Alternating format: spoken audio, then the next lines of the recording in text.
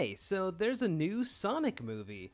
A second one, in fact. If you would have told me as a kid that we'd eventually see two Sonic movies on the big screen, I probably would have believed you. I mean, it's not exactly that surprising. But even as a lifetime fan of the franchise, what was surprising was the first movie's overall quality. It didn't suck.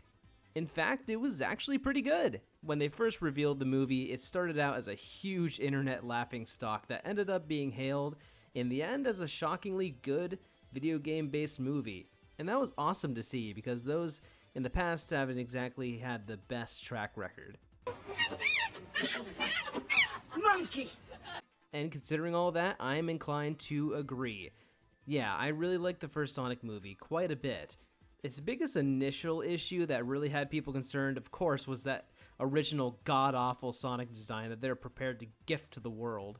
Well, along with the really tired, wacky cartoon character coming to the real world trope in family films, too. My biggest issue is that tropes never really worked that well for very interesting stories in movies, to be honest, but the care put into the characters and the writing really did make up for that. Sonic feels like Sonic, Robotnik feels very Jim Carrey, but he still fits in really well with the other Eggmen, and his overall is written in a very entertaining way, so yeah, just a solid experience all around. Because I love the Blue Circle so much, I did want to give some quick thoughts on the new movie after just getting out of the theater. A first impressions review, if you will. Just about everything the first movie did well, thankfully does apply for the sequel. The characters? Just like you'd expect them. The writing? It's witty and fun, like a Saturday morning cartoon, just like you kind of want to see. The updated style they got going in the first movie does hold up really well with the addition of Tails and Knuckles. Thankfully, the movie opts to focus in on what Sonic fans want most. Sonic and Tails versus Robotnik and Knuckles. The other human characters, they're there, but thankfully they take a back seat for the majority of the film, which I feel is really welcome as they just weren't that interesting to begin with. I really did enjoy the movie, and I really do recommend it if you're a Sonic fan or like fun family films, you'll like it. And because of that, I don't have a lot to say on the positive. Like I said, it's just as good as the original, really. So I wanted to just highlight a few select scenes that I found kind of weird or that didn't work that well for me personally. So yes, just know that I really enjoyed the film, but we have some spoilers ahead. First off, that one part where Sonic and Robotnik are chasing each other through the desert was kind of overly long. It started out cool, but I'm pretty sure the scene was nearly 15 minutes long. Like, yeah, we get it, they chase each other. And yes, that's an important thing to show in a Sonic movie, but it just kind of kills the pacing of the movie in the middle. It really didn't need to be that long.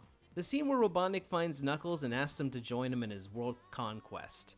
I found it kind of weird that they insisted on Knuckles bathing in his house when Robotnik finds him. There's nothing inherently wrong with that, but of course, they have to show him relaxing and like kicking up his bare feet up on the end of the tub. You know, it's just kind of a little awkward to see when you think about the kind of, you know, you just kind of automatically associate it with the art certain Sonic fans are known for drawing and enjoying just a little too much. There's also a really strange comedy scene that really stood out to me where Sonic starts serving people at a Subway after he's like running through these buildings while chasing Knuckles. He's like, "Oh, you can't keep the people waiting," when the customers think he's one of the employees. Now, at first, that was admittedly funny. That was just kind of unexpected. But then, of course, he has to start making sandwiches for the people at the Subway for like a whole minute in different wacky ways, and it felt like an even more obvious commercial than the Olive Garden thing in the first film. Like in the first movie, I can appreciate some self-awareness, I really can, but the scene is just, you know, kind of a waste of time. Kind of an important scene happening, and this comes out of nowhere. Just kind of filler for the important plot point of Sonic trying to catch up with Knuckles in this, you know, kind of dangerous situation happening. I did kind of find it funny, the nod to the Sonic meme in the first movie, but the Elise kiss scene reference was just a little too on the nose this time around.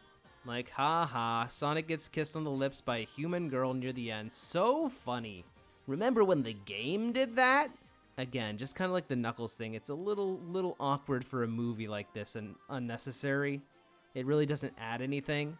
Honestly, even in the game, the Elise scene never bothered me that much, but I just gotta admit that it's a little more uncomfortable when some bimbo with cleavage is hitting on Sonic and gets him to kiss her. Ugh, it's just a bit icky for a movie like this. So those are the only scenes I really disliked.